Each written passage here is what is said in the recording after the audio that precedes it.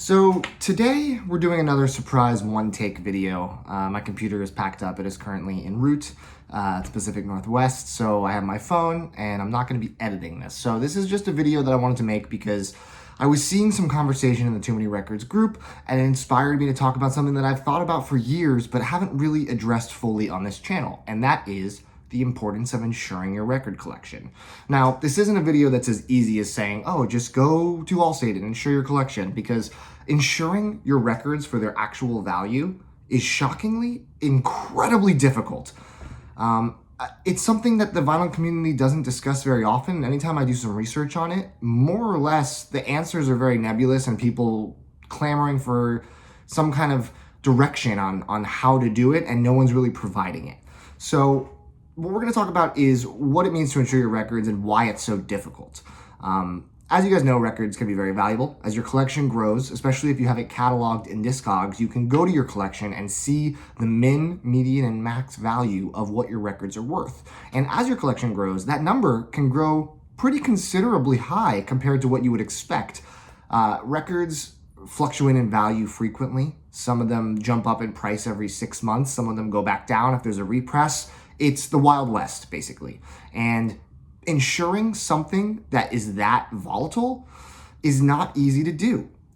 If you have a renter's policy for your home and you have your records under a blanket policy of being protected by, let's say, $60,000 worth of coverage, that isn't guaranteeing that if there's a catastrophic accident or something that is covered under the policy, your records are going to be covered for the value that they are assessed at. Because they aren't being assessed at all. The problem is a lot of insurance companies want to have them professionally appraised, and no one's crazy enough to bring their record collection to an appraiser, and to have an appraiser come in, it would take ages to go through and assign a value to every record in your collection, especially if you have over 100 records. The problem therein lies is that we as collectors use Discogs as gospel. We mostly catalog our collections in Discogs as best we can, and we use that to track the values. The problem with Discogs is that it's something that we use. It's a tool that we appreciate and we understand and we know, but State Farm has no idea. And when you try to explain it to them, they're like, oh, this might work. And they look into it, they talk to their department that would justify it, and the department would be like, no, that's not gonna work. I know this personally, firsthand, because I have tried multiple times with different companies explaining this is the leading marketplace for records, this is a place that everyone goes to for the assumed value for the most part. It tracks things over time, and still they always say, no, we can't do it. So my concern is that there is no one-stop shop, easy solution for record collectors, even if they're willing to pay a premium to insure their collection, because anything can happen. Houses burn down, floods happen in basements. There's, the issue of theft. There's so many different things that typical insurance policies do cover, but the value is so much harder to ascertain for your records because it's such a changing market that changes all the damn time. So this video is kind of just like a PSA in the sense of saying, if you have your records insured, make sure you double check with the insurance with the agent that's that told you they're insured. Make sure you find out how they're valuing these records. If you haven't 100% gotten in writing, the Discogs value, as it changes, is what I will be reimbursed for in the case of an accident. I can almost guarantee you that if something happens, you will get screwed. There's no way to prove that a cube of records that got destroyed is worth, if there's 50 records, $5,000 or $50. And odds are these agencies are going to probably err towards the lower side of that estimate. Records are super important, and they're also super, they're fragile. Things can happen to them more easily than other sorts of things that you may insure. And if you really want to make sure your collection is properly protected, there's no easy way to do it. I wish that Discogs was more acceptable by these companies, but I'm not even kidding. I've been turned down 4 or 5 times in the past few years when I've tried to insure my collection, and my collection is based on Discogs worth a lot, and it's not even fully properly put into Discogs. I'm still missing a lot.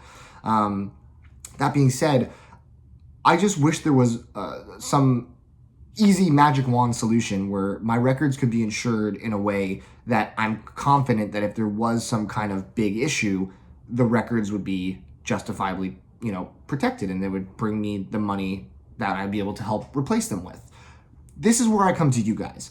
I would love for you to share in the comments your experience with this. If you have a renter's policy and you haven't checked into how the records are going to be valued, leave a comment and share that. If you have checked and seen how, and they've confirmed that they can value it at X or, the Discogs median or whatever makes most sense to me, please leave a comment with that too. Because I think that would be inspiring for people to be able to see, oh, this company was able to work with this person. That being said, I do think that your mileage may vary, as they say with that phrase, which is like something that works for one person may not work for the other. I know someone in my group mentioned that they were using a subsidiary of Allstate and they were able to get their collection insured through Discogs. Well, I also went through Allstate and they said no. And that was after a lot of back and forth and run around. So I think the agent you get is going to determine that.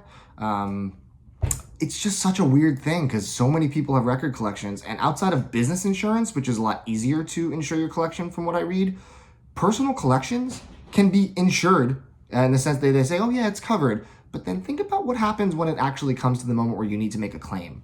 Are those records going to be insured properly? Are they going to be insured in a way that you're going to be comfortable with and feel happy about at the end of the day?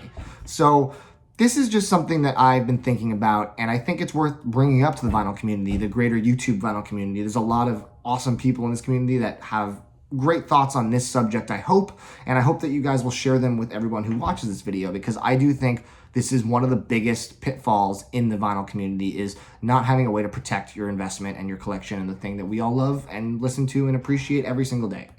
So drop a comment with your thoughts on this. I do think it is something that is worth thinking through.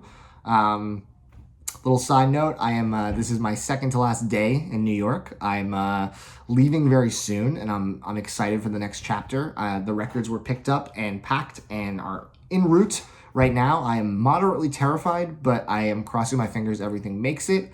Relevant to this video, there actually wasn't a great way to insure them for this trip. The insurance that the moving company offered was not providing confidence to me for thinking that if something went wrong, paying for extra insurance would justify the price point of the records. So I'm really just kind of leaving it up mostly to chance. So cross your fingers for me. But I'm really excited to get over to Portland, and I'm excited to show you guys the new record room when it's all set up. I got a huge unboxing coming up with probably like 100 mailers that my buddy Roland has at his place, full of records that I picked up over the past few months. Very excited for that, so that should be a lot of fun. And yeah, I hope you guys have a terrific Thanksgiving if you do celebrate that. I know it's my favorite holiday. I'm going to try to eat as much turkey and cranberry and stuffing related things as possible. But thank you guys for watching this little video. I didn't think I was going to do another before I made the move, but here we are. I hope you guys like this kind of raw, uncut take. I might do some more of these in the future. But let me know what you think about this topic, because I do think it's extremely important to talk about. So thank you guys for watching, and we'll talk soon. Take it easy.